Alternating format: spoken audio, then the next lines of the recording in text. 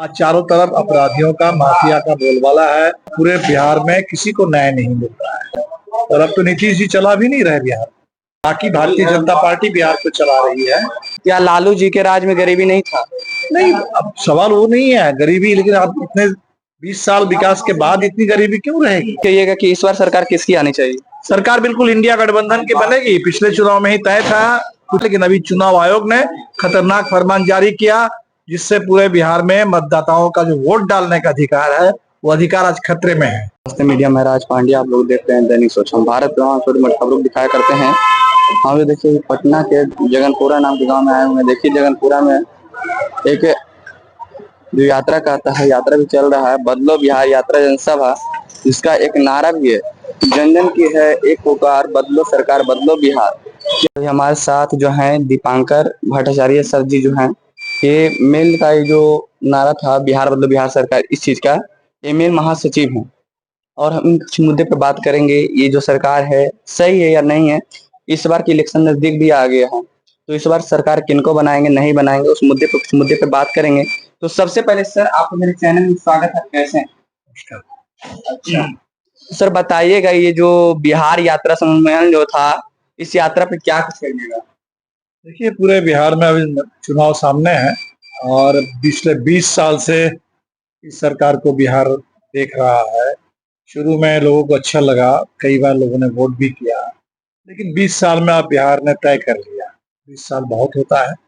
सरकार ने जो कुछ भी कहा था, बातें अच्छी थी, लेकिन जो काम हुआ उसका बिल्कुल विपरीत। विकास कहने का मतलब है कि विकास की बात हुई, आज पूरे बिहार गरीबी, बेरोजगारी में पूरा फंस गया है। सुशासन की बात हुई, आज चारों तरफ अपराधियों का, माफिया का बोलबाला है, बलात्कार चारों तरफ, और पूरे बिहार में किसी को न्याय नहीं मिल रहा है। इसलिए बिहार में सरकार, बिहार को बदलना है और बिहार को बदलने के लिए इस सरकार को सबसे पहले बदल देना है। तो क्या कुछ कहिएगा कि नीतीश जी अभी तक कुछ किए नहीं? नीतीश जी शुरू में जो भी कुछ कर रहे थे, इधर कुछ भी अब नहीं हो रहा है और अब तो नीतीश जी चला भी नहीं रहे बिहार। नीतीश जी सामने है, बस इतना ही।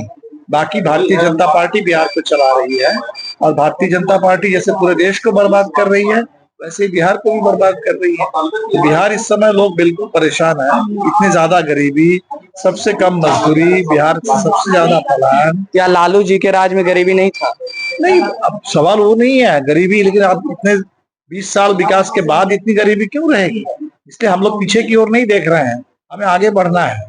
आगे बढ़ना बिल्कुल। तो नीतीश जी अभी तक क्या क्या किए हैं? कुछ मतलब किए नहीं है, और मतलब जब जीते थे तो उस समय किए थे, उसके बाद नहीं किए। आप तो देख ही रहे हैं, इस समय पूरे बिहार में कुछ आपको मेरीन ड्राइव दिखाई देगा, कुछ मेट्रो के स्टेशन बनते हुए दिखाई देगा, कुछ हवाई अड्डे की बात सुनाई देगी। लेकिन अगर विकास से आपका मतलब शिक्षा से है, रोजगार से है, लोगों की आमदनी से है, जा करके पूछ लीजिए। जहाँ तक देखा जा रहा है कि शिक्षा में जहाँ तक घोटाले अभी चल रहा है, शिक्षक मौजूद नहीं रहते हैं और भी कई तरह। तो अभी देख रहे हैं कि जहाँ तक कि बस पुल वुल का निर्माण हो रहा है, इससे ज्यादा कुछ हो नहीं रहा है। क्या नहीं, बिल्कुल। अब शिक्षा और परीक्षा दोनों में तो माफिया है। हर परीक्षा में पेपर लीक है और शिक्षा चौपट है और भर्ती में धांधली है। तो बहाली में धांधली और शिक्षा में और परीक्षा में माफिया, ये तो आज बिहार के नौजवानों को मिल रहा है। चलिए, इसमें क्या कुछ सर इसमें क्या कुछ कहिएगा कि इस बार सरकार किसकी आनी चाहिए? सरकार बिल्कुल इंडिया गठबंधन की बनेगी। पिछले चुनाव में ही तय था, कुछ चंद सीटों के लिए हम लोग नहीं बना पाए थे। बिहार का मूड बन चुका है, लेकिन अभी चुनाव आयोग ने खतरनाक फरमान जारी किया, जिससे पूरे बिहार में मतदाताओं का जो वोट डालने का अधिकार है, वो अधिकार आज खतरे में है। तो अभी फिलहाल हमें मतदाता सूची उसकी रक्षा करनी है, वोट डालने का अधिकार उसको बचाना है। देखिए हमारे मशहूर सर जो हैं वो कुछ बोलना चाहेंगे। सर आप क्या कुछ कहिएगा बिहार को? तो बिहार सरकार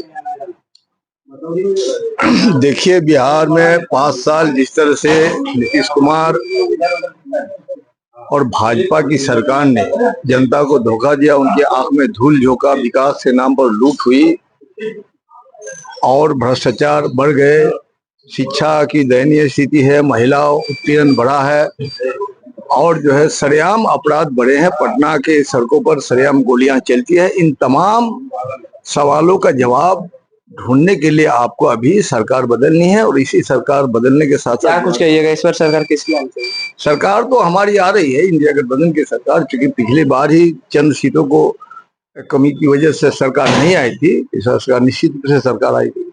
कहना है कि इस बार आरजेडी या बीजेपी किसका मतलब सीएम? आरजेडी बीजेपी के सीएम का सवाल नहीं है, पहले चुनाव प्रधान है। लोकतंत्र में चुनाव की प्रक्रिया से चुन के आते हैं लोग, अलग अलग दल के लोग, वहां से विधायक दल के नेता अलग अलग दल के होते हैं, तभी वो चुनाव जो है वो मुख्यमंत्री बनते हैं या कोई बनते हैं। अभी हम मुद्दों पर चुनाव लड़ रहे हैं। जिस तरह से आप तक देख रहे हैं कि पटना का नल्ली गली जहां तक टूटा हुआ है, ये सारा चीज तो है ही। अभी देखिए किस तरह से सांप्रदायिकता को बढ़ावा दिया, वक्फ संशोधन कानून के जरिए मुसलमानों को निशाना बनाया। ये निशाना मुसलमान को नहीं है, ये संविधान को है। संविधान से उनको दिक्कत है और आहिस्ता आहिस्ता संविधान को समाप्त करने की तरफ, दिशा की तरफ नरेंद्र मोदी की सरकार जा रही है। और नरेंद्र मोदी की जो पार्टी भाजपा ने है, आरएसएस ने है, मुख्यमंत्री को हाईजैक कर लिया, उसको कब्जा कर लिया है। मुख्यमंत्री की मानसिक स्थिति ठीक नहीं है और बिहार की जनता ने मन बना लिया है कि बिहार को बदलने के लिए सरकार को बदलने की जरूरत है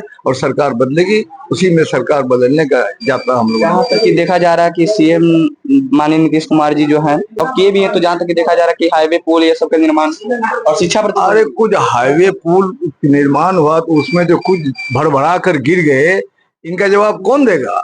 शिक्षा की स्थिति खराब हो गई। ये तो सरकार को देखना चाहिए ना कि इंजीनियर कैसा नहीं। बिल्कुल, तो देखना ही चाहिए। इसलिए तो हम लोग यात्रा निकाल के गारंटी करना चाहते हैं कि आने वाला दिन में भाजपा आरएसएस की सांप्रदायिक फांसीवादी मंसूबा से मुक्त हो और बिहार का विकास हो और बिहार के नौजवानों का भविष्य उज्जवल हो। इन्हीं तमाम सवालों को लेकर बदलो सरकार, बदलो बिहार।